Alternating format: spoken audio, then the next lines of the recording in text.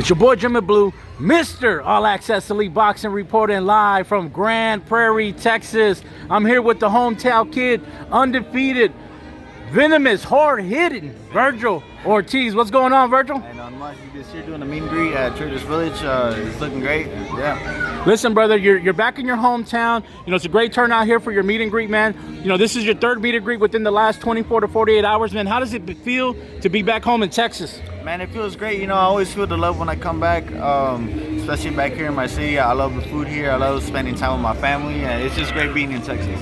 Listen, brother, the boxing forums, the boxing groups all over social media has been buzzing, especially, you know, you coming out with a fifth round knockout victory of Brad Sullivan last Friday on DAZN.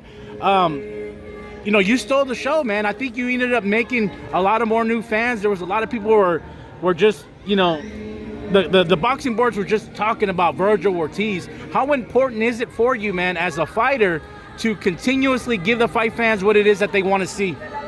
Well, I mean, it's very important because the fans are basically like why we're doing this. You know, we're not doing this for anything else. If without the fans, we're nothing. You know, so it's very important if the fans like you.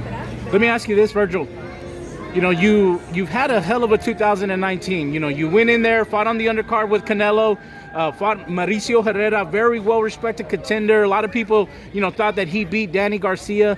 He's been in there with several world champions, man, and you knocked him out. Then you come back and fight Antonio Orozco here in Grand Prairie, Texas, in your hometown. Nobody's been able to stop him. Everybody know he was a come-forward fighter, and you were able to stop him. Now you fought Brad Sullivan, 28-1, 27-1. This guy had a lot of fighters didn't want to fight him. I know a lot of fighters turned him down in the past. You gave him an opportunity, and you stopped him in the fifth round. What does that say about you, man? About your ability, about your you know, you becoming a potential superstar in the making? Well, you know what? I can't really say what it says about me. It has to come from another person. But I mean, you know, I put in the work every day in the gym. I just work hard. If you know, people say it looks, I do it easy or it's easy, but it's just, you know, I do it. I work so hard in the gym that, you know, the work is just paying off. It's going as it should go. Let me ask you, brother. I know you're a student of the game. You know, the Boxing Writers Association, along with Ring TV, is having you, you know, up in the top 5 as far as prospects. I don't consider you a prospect. You're the WBA Gold Champion. You're a contender. You're a serious player in the welterweight division. But when they're nominating you for Knockout of the Year, for, you know, Fighter of the, well, Prospect of the Year, how special is that for you?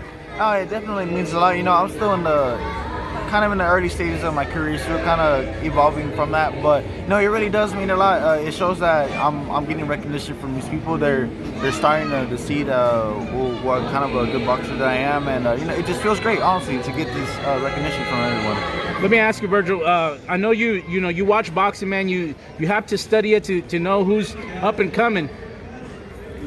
Yesterday, man, Errol Spence Jr. came out. You know, he spoke publicly to the audience, to the media on Fox. I know Jermel, you know, he was there supporting Charlo versus the Harrison fight. It was an excellent fight, one of the best fights of the year. But you know, how happy were you, man, seeing Errol Spence back? Considering he's from Dallas, considering that you guys have trained together, were you tuning in? Oh yeah, definitely. I was watching the fight. I saw his interview, and you know, I'm glad that he's healthy. You know, it doesn't matter if you're his opponent or if you don't like him. You don't want to see anyone, like, anything bad happen like that. You know, so I'm definitely excited for him and happy for him, and I wish him the best. All right, man. Look, last question. You can call out anybody, brother, at 147 pounds. I know Sergey Lipinets has mentioned, hey, man, it's not.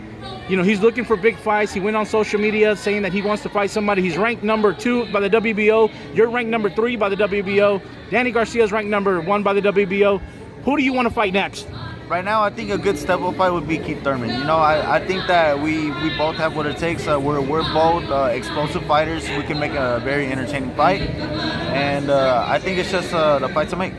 We appreciate your time, Vergil. Is there any last shout-outs you want to give to any of your fans, any of your friends, any of the boxing heads that are watching? Man, I just want to give a big shout-out to RGBA. You know, they take very good care of me.